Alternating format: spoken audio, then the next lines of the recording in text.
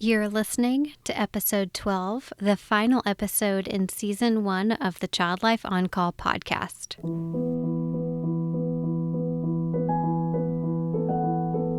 Hello, lovely listeners.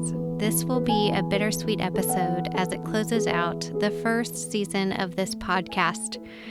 It has really been a dream to see this labor of love and passion come to life.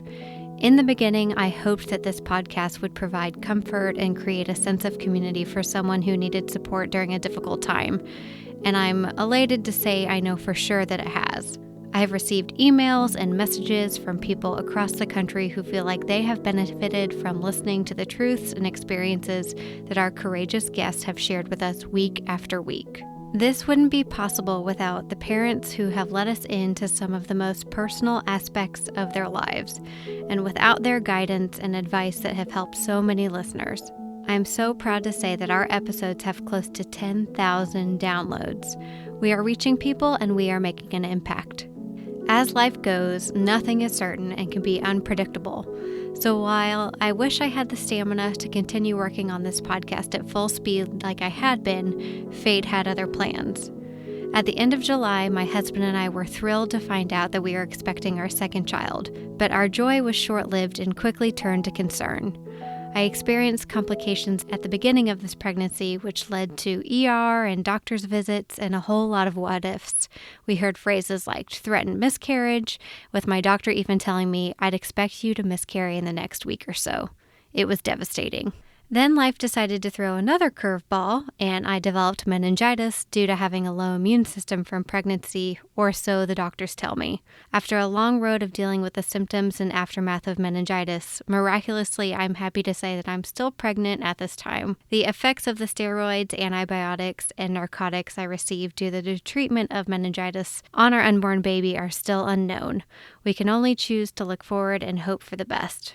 We are so thankful for each passing day that I'm still pregnant, working toward a due date early in May. Now I'm back to work, I'm in child life mode, I'm in mom mode, I'm in pregnant mode, but have found that my energy to create, edit, and produce this podcast at my earlier pace has slowed. So for that reason, I'm going to close out this season with this final episode, and I will return at the beginning of the year with brand new episodes. Season 2 will feature stories about routine and not-so-routine surgeries and procedures. We will hear from a mother whose infant was born with hearing loss, another mom whose daughter has had chronic health issues since birth, and we will also talk to a certified child life specialist who will walk us through some of the best ways we can help our kids and ourselves cope and get through scary medical experiences. One of my favorite parts about this podcast is that I've learned that we have several medical school and child life students who listen in and want to hear these experiences from parents and their families.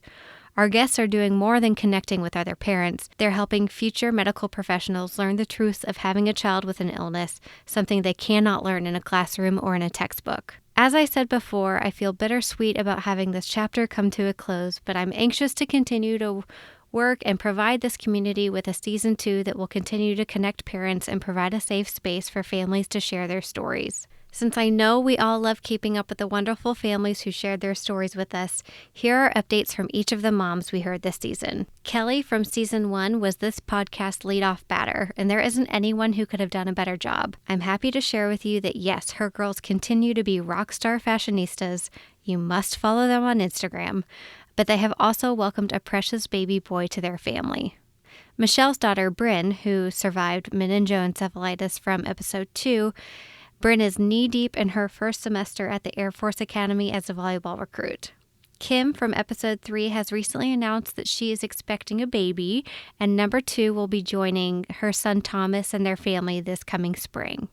Abigail from season 4 says that Teek is in first grade now and still has minor intervention for his hearing loss in his classes. As far as his spina bifida goes, he is stronger than ever and he's playing fall baseball, hitting the ball into the outfield, and hustling to the bases.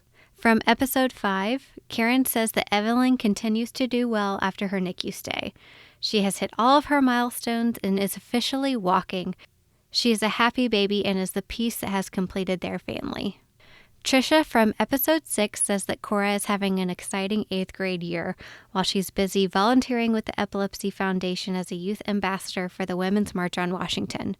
She's also applying for high school scholarships in high schools all over the country. Her seizures are currently controlled and she's feeling great. Mandy and Nolan from our 2-part episode in 7 and 8 want our listeners to know that medically, Nolan is back on CPAP, but his incredible medical team has found a way to safely perform his surgery originally scheduled for the day the episode aired, but is now set for late January. In other news, Nolan started preschool this fall and would go every single day if he could, and they went to Disney World for Thanksgiving where he met Mickey and Minnie, and Goofy and Donald and Pluto, as he likes to say. Liz and Jamie from episode 9 continue to be the world's most adorable and hilarious mother-daughter duo.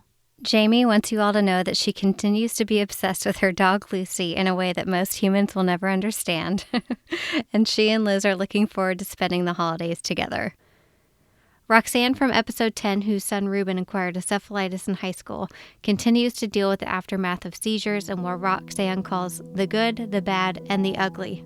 And finally, Susan from episode 11 says that her son Preston had a very tough start to the school year with an intense flare from his Crohn's, followed by months of steroids. But they are finally pleased that Preston has come off the steroids and has had an infusion shortly after.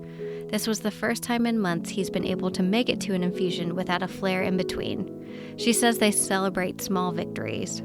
So as always, I want to thank all of you as we close our first chapter. There is no way I could have done it without the amazing parents who are willing to share their stories and the community we've built together. A big thank you also goes to the incredibly talented photographers who took photos for these families.